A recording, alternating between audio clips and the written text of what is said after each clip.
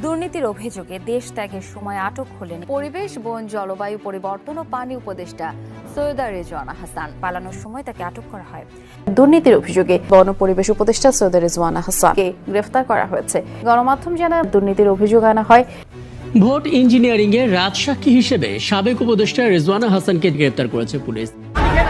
অন্তর্বর্তী সরকারের সাবেক উপদেষ্টা সৈয়দা রিজওয়ানা হাসানের যোগসাজশী মব হয়েছিল ডাক্তার জাফরুল্লাহ চৌধুরীর প্রতিষ্ঠিত গণস্বাস্থ্য কেন্দ্রে। শুধু তাই নয়, মব করে এমন একজনকে ন্যাক্কারজনকভাবে প্রতিষ্ঠান থেকে বের করে দেয়া হয়, যিনি ছিলেন প্রতিষ্ঠানটির একমাত্র জীবিত প্রতিষ্ঠাতা ট্রাস্টি। সেই সাথে তিনি ছিলেন একজন বীর মুক্তিযোদ্ধা। কিন্তু ডাক্তার নাজিমউদ্দিন আহমেদকে তারা চরম লজ্জাজনকভাবে গলা ধাক্কা দিয়ে বের করে দিয়েছিল। অন্তর্বর্তী সরকারের উপদেষ্টা সৈয়দা রিজওয়ানা হাসান ক্ষমতার অপব্যবহার করে এবং বহিরাগতদের মাধ্যমে মব সৃষ্টি করে প্রতিষ্ঠানটি নিজের কবজায় নিয়েছেন। 2024 সালের 24 আগস্ট দুপুর 12টা থেকে বিকেল 4টা নিজের প্রতিষ্ঠা করা গণস্বাস্থ্য কেন্দ্রে মব সন্ত্রাস করে জোরপূর্বক বের করে দেওয়া হয় মুক্তিযোদ্ধা ডাক্তার নাজিমউদ্দিন আহমেদ এবং পরিচালক ডাক্তার মাহবুব জুবায়েরকে। জোরপূর্বক শুধু বের করে দিয়েই ক্ষান্ত থাকেনি মব সৃষ্টিকারীরা। সাদা কাগজে স্বাক্ষর রেখে হেনস্থা করা হয় জাতির এই সূর্য সন্তানকে, যে আঘাতের নেপথ্যের কারিগর ছিলেন বিগত ইউনূস সরকারের খোদ উপদেষ্টা রিজওয়ানা হাসান। অন্তর্বর্তী সরকারের সাবেক উপদেষ্টা রেজওয়ানা হাসান সে ক্ষমতায় আসার পরে বিভিন্ন প্রতিষ্ঠানে দুর্নীতি, লুটপাট ও দখলবাজি শুরু করে দিয়েছে, যার ধারাবাহিকতায় ডাক্তার নাজিমউদ্দিনের প্রতিষ্ঠানেও দুর্নীতি, লুটপাট ও দখলবাজি শুরু করে দিয়েছে এবং এই ডক্টর নাজিমউদ্দিনের প্রতিষ্ঠান থেকে তাকে বের করে দিয়ে এই উপদেষ্টা রেজওয়ানা হাসান সে দখল করে নিয়েছে। যেই কারণেই এবার এই অপরাধী এই উপদেষ্টা রেজওয়ানা হাসান সে হাতে নাতে ধরা পড়েছে। দর্শক, সেই বিষয়ে দেখেছেন ভিডিও শুরুতে কিছু অংশ শিরোনাম, এবার দেখবেন সম্পূর্ণ ভিডিও জুড়ে বিস্তারিত।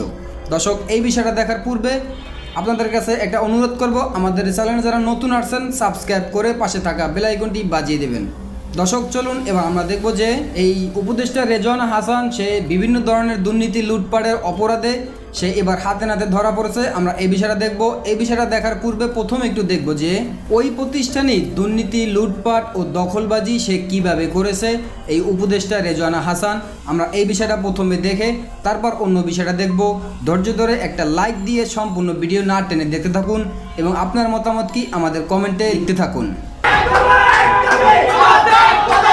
2024 সালের 24 আগস্ট দুপুর 12টা থেকে বিকেল 4টা নিজের প্রতিষ্ঠা করা গণস্বাস্থ্য কেন্দ্রে মব সন্ত্রাস করে জোরপূর্বক বের করে দেওয়া হয় মুক্তিযোদ্ধা ডাক্তার নাজিমউদ্দিন আহমেদ এবং পরিচালক ডাক্তার মাহবুব জুবায়েরকে। জোরপূর্বক শুধু বের করে দিয়েই ক্ষান্ত থাকেনি মব সৃষ্টিকারীরা। নীতিমালা অনুযায়ী কোনো প্রতিষ্ঠানের প্রতিষ্ঠাতাকে অব্যাহতি দেওয়ার নিয়ম নেই। সেই নিয়ম নীতির তোয়াক্কা না করেই সাদা কাগজে স্বাক্ষর রেখে হেনস্থা করা হয় জাতির এই সূর্য সন্তানকে, যে আঘাতের নেপথ্যের কারিগর ছিলেন বিগত ইউনূস সরকারের খোদ উপদেষ্টা রিজওয়ানা হাসান। তার টেলিফোনের এক নির্দেশেই হামলে পড়ে মব সন্ত্রাসীরা। তার শাস্তি আমি দাবি করছি। শুধু হামলা, মব সন্ত্রাস করেই থেমে থাকেনি সাবেক উপদেষ্টা রিজওয়ানা। ডাক্তার জাফরুল্লাহ চৌধুরীর স্ত্রী শিরিন হকও গণস্বাস্থ্য কেন্দ্রের বেশ কিছু সংখ্যক কর্মকর্তাদের নির্দেশ দেন মামলা ঠুকে দেওয়ার। যেমন কথা তেমন কাজ।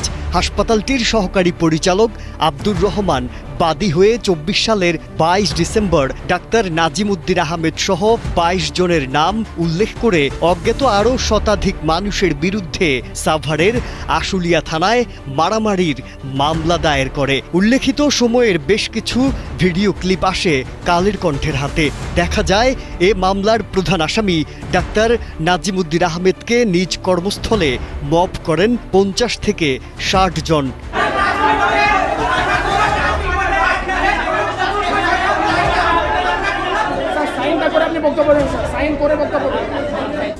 এবার যেতে চাই সাভারে অবস্থিত গণস্বাস্থ্য কেন্দ্রের প্রধান কার্যালয়ে। হাসপাতালটির সামনে রয়েছে ডাক্তারদের নামের তালিকা, তবে সবার নাম থাকলেও সেখানে জায়গা হয়নি অন্যতম প্রতিষ্ঠাতা ডাক্তার নাজিমুদ্দিন আহমেদের। আমরা এবার কথা বলতে চাই কথিত ট্রাস্টি ও পরিচালক সন্ধ্যা রানীর সাথে, তবে তাকে পাওয়া গেল না তার নিজ কক্ষে। এদিকে গণস্বাস্থ্য কেন্দ্রের বেশ কয়েকজন কর্মকর্তা কর্মচারী ডাক্তার নাজিমুদ্দিন আহমেদকে প্রতিষ্ঠাতা মানলেও তার কোনো স্মৃতি অবশিষ্ট রাখেনি অবৈধভাবে দায়িত্ব নেওয়া পরিচালক ও ট্রাস্টির সদস্যরা।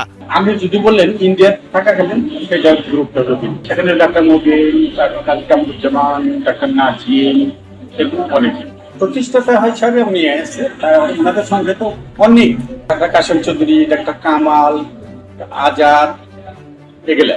এবার যেতে চাই ইতিহাসের খোঁজে। হাসপাতাল ও কলেজের লাইব্রেরিতে অনেক খোঁজাখুঁজির পরেও ডাক্তার নাজিমুদ্দিন আহমেদের অবদানের কথা সম্বলিত কোনো পুস্তক পাওয়া গেল না। তবে প্রতিষ্ঠানটির প্রিন্টিং প্রেসে পাওয়া গেল গণস্বাস্থ্য কেন্দ্রের প্রতিষ্ঠার আসল তথ্য। কাশেম সাহেব আছে, সন্ধ্যা রায় আছে, ডাক্তার ইয়ে আছে, মঞ্জুর কাদের আছে। ডাক্তার নাজিমুদ্দিন বলতে যে মুক্তিযোদ্ধা, না, উনি অন ট্রাস্টে নেই, এখন নাই, কিন্তু উনি তো শুরু থেকেই ছিল না? ছিল ওনার, উনি এখন নেই। কি কারণে? বিভিন্ন কারণ আছে, স্যারের মারা যাওয়ার পর থেকে। নিজে মবের শিকার হয়েও বয়সের শেষ বিকেলে এসে উল্টো মামলার আসামি হতে হয়েছে গণস্বাস্থ্য কেন্দ্রের প্রতিষ্ঠাতাকে, যার মূল কারিগর ছিলেন সাবেক উপদেষ্টা রিজওয়ানা হাসান। বর্তমান সরকার অগ্রাধিকার দিচ্ছে আইনের শাসনের, সে বিষয়টি ফুটে উঠেছে জাতীয় সংসদেও। তারই ধারাবাহিকতায় ন্যায় বিচার পাওয়ার আশা করছেন বীর মুক্তিযোদ্ধা ডাক্তার নাজিমুদ্দিন আহমেদ। শপথে বহাল থেকে মানুষের সেবায় জীবনের শেষ সময়টুকু কাটাতে চান দেশের এই সূর্য সন্তান। সাভারের ঐতিহাসিক গণস্বাস্থ্য কেন্দ্র দখল করতে শুধু পেশি শক্তি নয়, আশ্রয় নেওয়া হয়েছে নজিরবিহীন জালিয়াতির।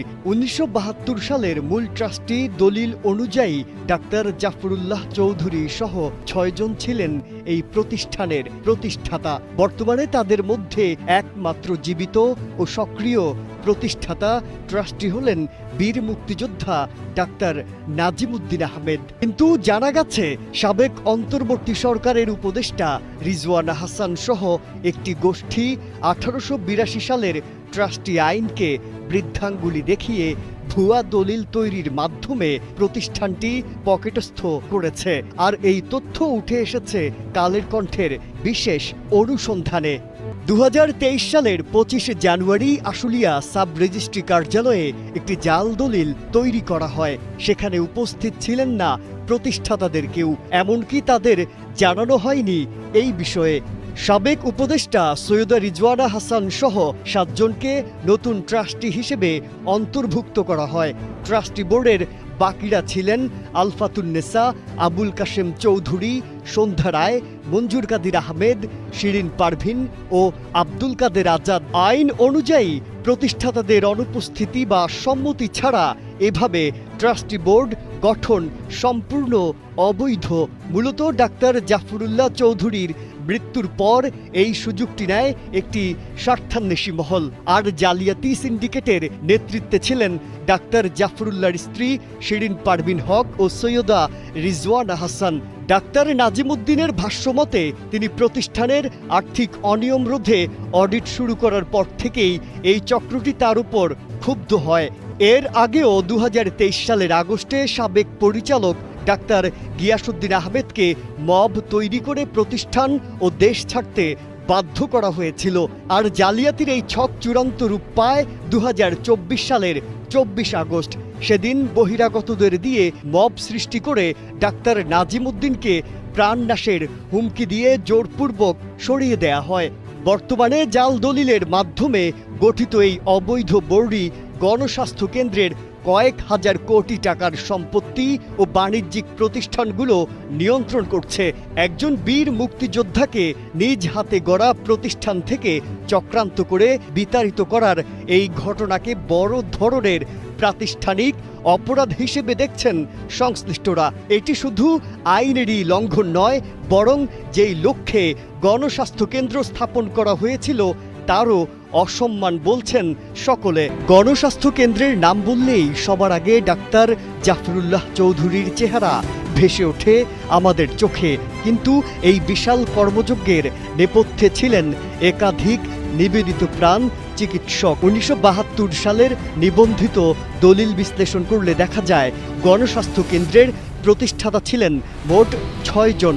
তারা হলেন doctor MA Mobin, doctor ATM Zafrullah Chowdhury, doctor Mohammad Altafur Rahman, doctor Kazi Kamruzzaman, doctor Barkat Ali Chowdhury এবং ডাক্তার নাজিমুদ্দিন আহমেদ। প্রতিষ্ঠাতাদের মধ্যে বর্তমানে ডাক্তার নাজিমুদ্দিন আহমেদই একমাত্র জীবিত সদস্য যিনি বাংলাদেশে অবস্থান করছেন এবং ট্রাস্টি বোর্ডে সক্রিয় ছিলেন। বাকিদের বড় অংশই বিদেশে বা মৃত। দুঃখের বিষয় হলো একাধিক প্রতিষ্ঠাতার বিরুদ্ধে সক্রিয় ছিল বড়সড় ষড়যন্ত্র। এমনকি ডাক্তার জাফরুল্লাহ ছাড়া মুছে ফেলা হয়েছে বাকিদের তথ্য। ডাক্তার নাজিমুদ্দিন আহমেদ প্রচার বিমুখ হলেও মুক্তিযুদ্ধের ইতিহাসে তার ভূমিকা অত্যন্ত উজ্জ্বল। 1971 সালে আগরতলায় 2 নম্বর সেক্টরে যোগ দিয়ে তিনি সোনামুড়ায় আহত মুক্তিযোদ্ধাদের জন্য